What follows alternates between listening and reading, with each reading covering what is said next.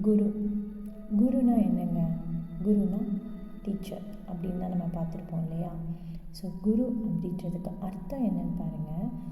கு என்பது இருளையும், ரு என்பது அதை கட்டுப்படுத்துபவரையும் குறிக்கும்.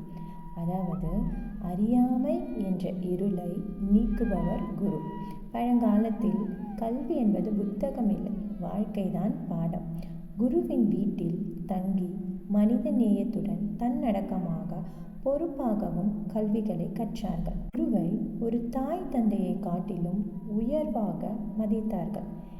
ஏன்னா அவங்க நம்பினாங்க, உடம்பை உருவாக்குவது பெற்றோர், உள்ளத்தை உருவாக்குவது குருன்னு. இன்று நமக்கு மாடர்ன் எஜுகேஷன் இருக்குது, ஆனால் அந்த பிணைப்பு இருக்கா? இல்லை, அந்த மதிப்பு குறைஞ்சிடுச்சு. இந்த தொடரில் பழைய குருகுல மதிப்புகளையும் இன்றைய வாழ்க்கையில் எப்படி பயன்படுத்துறதுன்னு சொல்ல போகிறேன்.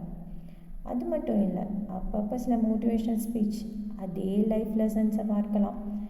அப்புறம் என்னங்க, மறக்காமல் என்னை ஃபாலோ பண்ணுங்கள்.